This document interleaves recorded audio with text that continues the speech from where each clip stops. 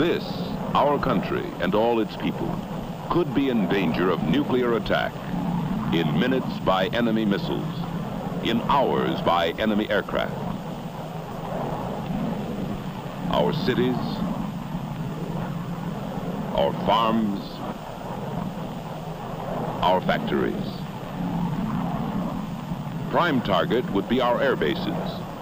With all our aircraft on the ground, our weapons of interception or retaliation not instantly available, we might face another and infinitely more costly Pearl Harbor.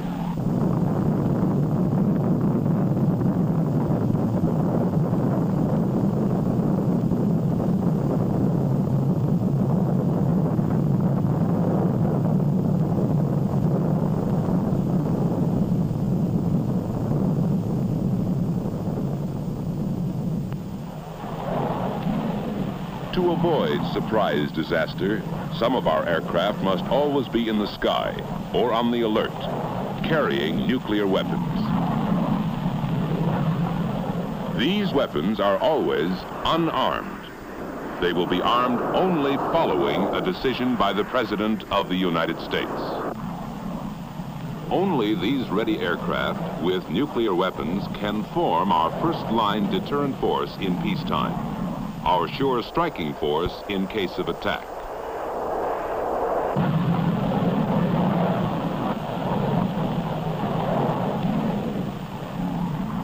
We, the American people, understand and accept this necessity for our survival. But we want to know the facts about one question. Do we live in danger of nuclear explosion and radioactive fallout if one of these airplanes should crash, or one of these nuclear weapons accidentally drop? This bomber carries a nuclear weapon. It is a well-designed, carefully maintained, skillfully flown airplane. But airplanes, just like it, have crashed and burned.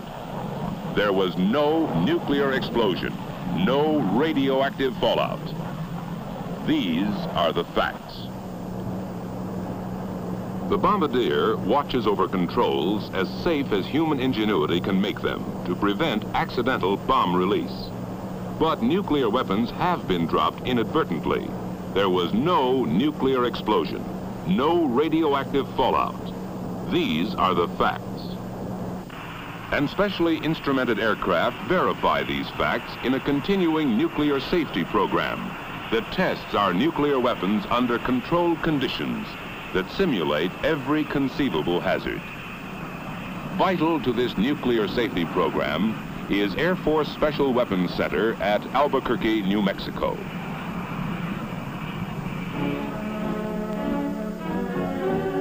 Here, in ultra-modern laboratory buildings, work scientists in and out of uniform.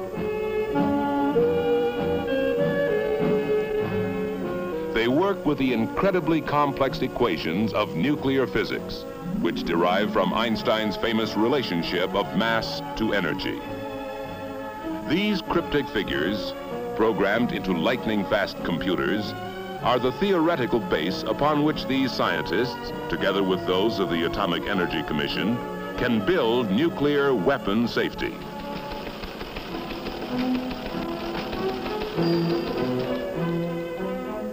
By research, design development, and laboratory test, they ensure weapons not yet built against accidental nuclear explosion.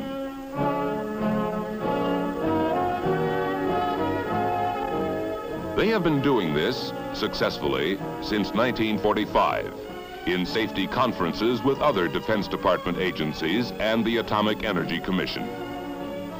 In 13 years, there have been a few accidents, but not one has resulted in nuclear explosion or radioactive fallout. These are the facts. What keeps our nuclear weapons safe? To understand why there has never been an accidental nuclear explosion, you must first know how these explosions can be produced, the general principles of nuclear explosions.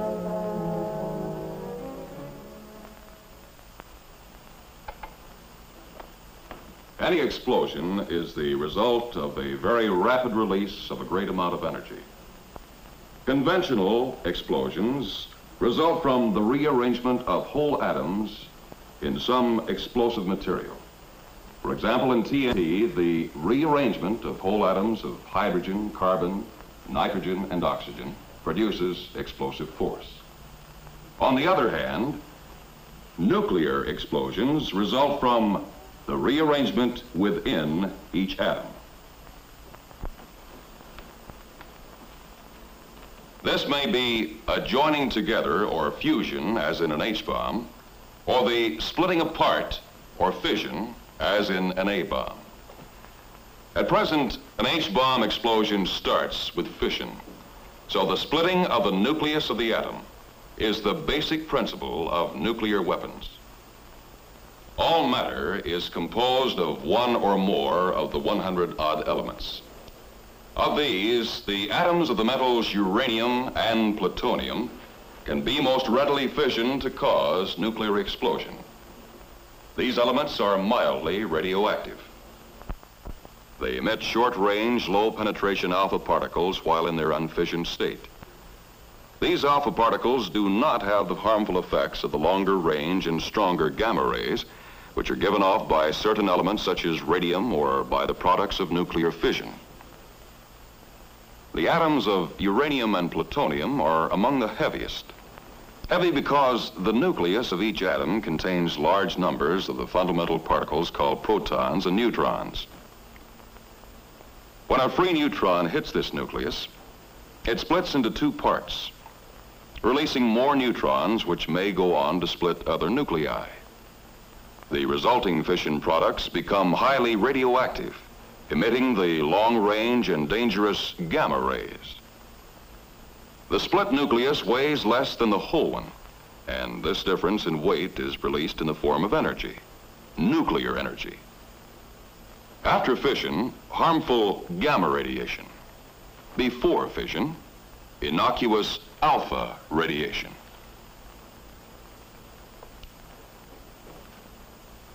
To build up a nuclear energy release, the fissionable material must be of a certain size, shape, or density. Then one of the neutrons escaping from a split atomic nucleus will, in turn, split another, and a chain reaction is set up. The mass is now releasing nuclear energy, but not quickly enough to cause a nuclear explosion. This condition is called critical. If the mass is now suddenly increased, so that more neutrons are trapped each time an atomic nucleus is split, a multiplying chain reaction is maintained. Now the mass is supercritical, causing a nuclear explosion. Density of the fissionable material can be as important as mass in building up a nuclear explosion.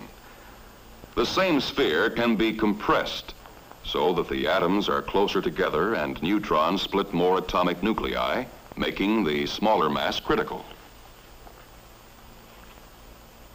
If compressed still more, a multiplying chain reaction sets in, causing the mass to become supercritical in a nuclear explosion. Nuclear weapons make use of both of these principles. A gun-type device can increase the mass of fissionable material to a supercritical state instantaneously. One subcritical mass is propelled forcibly into another by an ordinary powder charge. The increased mass becomes supercritical. A multiplying chain reaction builds up until the nuclear explosion. Obviously, if any mechanical device keeps these two subcritical masses apart, the weapon is nuclear safe. Applications of this fact prevent accidental nuclear explosions in gun-type weapons. Another kind of nuclear weapon is the implosion type. It compresses the fissionable material to greater density to make it supercritical. To do this, the sphere is enclosed by a shell of ordinary explosive designed to direct its explosive force inward. This effect is called implosion. The detonators attached to the explosive are connected to a complex firing device which can fire every detonator simultaneously. When all the explosive is detonated simultaneously, the nuclear material is compressed into a supercritical mass which results in a nuclear explosion. Implosion-type weapons are nuclear safe because only the specially designed firing device can produce the simultaneous detonation of all the ordinary explosive, a deliberate effect possible only by the precise firing mechanism. Should a single detonator be fired accidentally, whether by malfunction, crash impact, or fire, the explosive would not provide the all-around compression necessary for implosion. Instead, it might push the nuclear material out of the shell, break it into small pieces, or even burn it. This unfissioned material emits only alpha particles because no nuclear explosion has taken place. These alpha particles do not penetrate the skin. The simplest precautions can prevent their intake into the body, and the simplest cleanup measures can remove them. So you see, each type of nuclear weapon has its own safeguards against accidental nuclear explosion. These are the facts. And they are based upon practice as well as theory. Specially instrumented aircraft fly the tests that verify what happens inside a weapon, what accident hazards the nuclear components may have to withstand.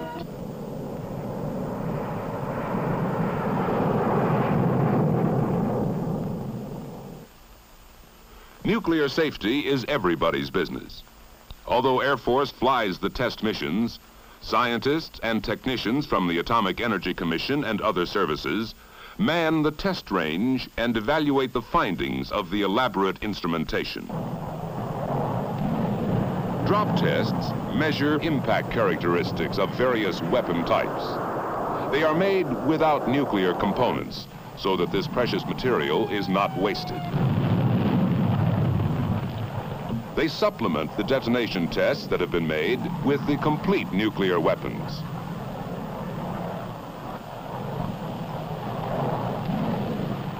Impact or shock does not cause nuclear explosion or radioactive fallout.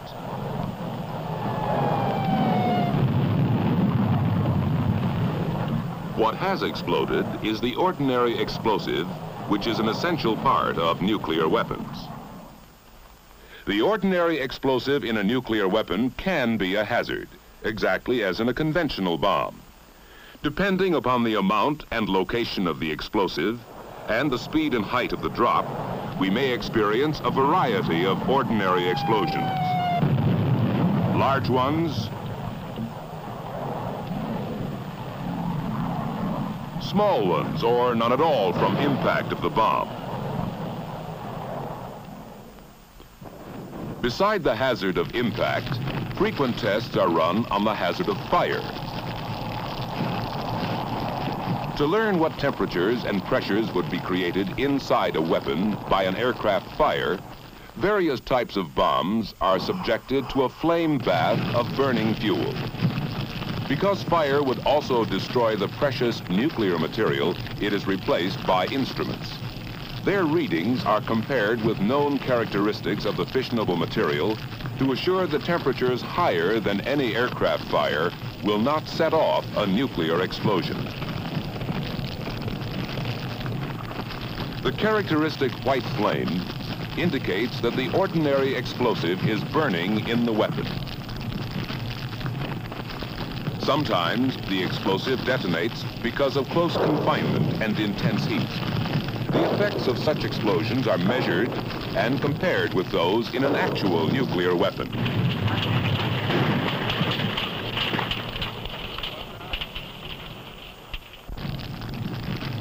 Fire and ordinary explosives do not create the conditions necessary for nuclear explosion. These are the facts. And on the vast desert ranges of the Atomic Energy Commission, the facts are verified by safety testing live prototypes of all new weapons before they go into production for our stockpile. The tests are costly in money and manpower, even more costly in the fissionable materials on which our nuclear strength depends. But they do provide insurance against nuclear accidents, which make them a bargain at any price. Some take place deep in the earth. Fantastically complex instruments replace the five senses. They record what happens when some of the explosive that surrounds the nuclear material of a new weapon is deliberately detonated. They record only an ordinary explosive blast. A random detonation has not created the implosion which would compress the nuclear material to a supercritical mass. There was no nuclear explosion, no radioactive fallout. Each new design must be proved nuclear safe, able to withstand accident, fire, or random explosive. Other tests with nuclear weapons are made above ground. These are also designed to test the nuclear safety of new weapon types by intentionally detonating the explosive which surrounds the fissionable material.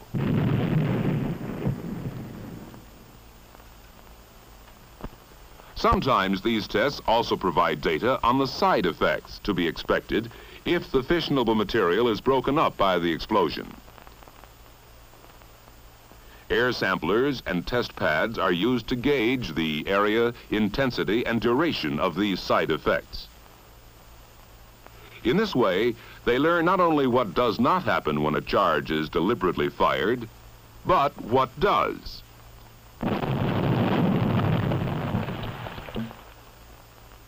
The explosive does break up the nuclear material and scatter parts of it over a small area. This fissionable material is mildly radioactive. If the explosion or fire should suspend any of this material in dust or smoke, it should not be inhaled or otherwise taken into the body in quantity. That is why the trained monitoring and cleanup crews may wear respirators until air samplers or alpha counters have determined that no injurious concentration exists.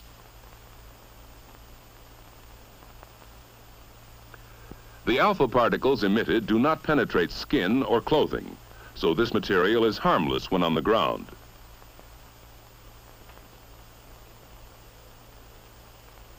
Only simple cleanup measures are necessary, plus an effort to find and save the valuable material.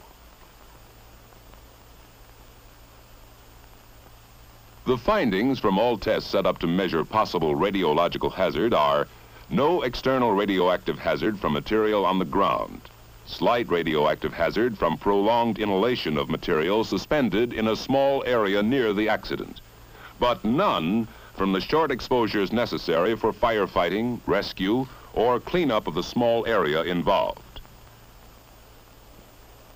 These are the facts. Facts that have dispelled the fearsome myths about accidents involving nuclear weapons. For anyone near an accident, whether or not the crashed airplane carries a nuclear weapon, here are the safe and simple rules. Stay away from the crash unless you are needed for rescue. Bystanders endanger themselves and hamper others. To be safe, keep at least a quarter of a mile away from any burning airplane. At this distance, you are safe from the flames, which may explode the jet fuel, from detonating explosives, and from flying debris. These are the real dangers in rescue or firefighting, as they have always been. The trained men who bear these responsibilities know how to do their job and get quickly away from all these hazards. After the emergency is over, the area is monitored for radioactive material and, if necessary, cleaned up by specially trained teams. Other specialists care for burned or undetonated pieces of ordinary explosive. Until this is done, access to any crash area is controlled to prevent accidents and speed up the work. The tests you have seen have proved the safety of our nuclear weapons program over and over again. But the grim reality is the payoff. How safe is a nuclear bomber coming in for a crash landing?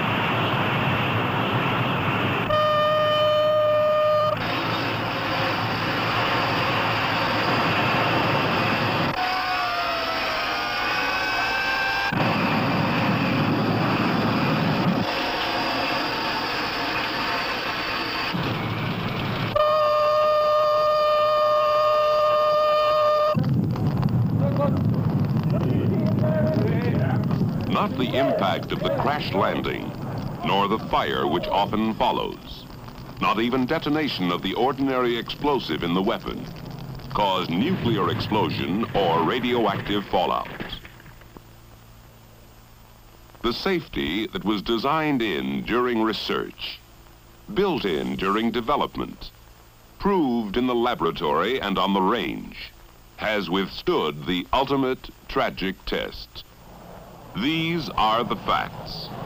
They prove that you, the American people, can stay both safe and strong. Safe because the weapons your Air Force must carry have been tested nuclear safe. The possibility of an accidental nuclear explosion is so small as to be practically non-existent. Strong because an Air Force, nuclear armed and combat ready, stands guard against surprise attack. Under this shelter, you and your family may live in peace, free from the fear of nuclear accidents.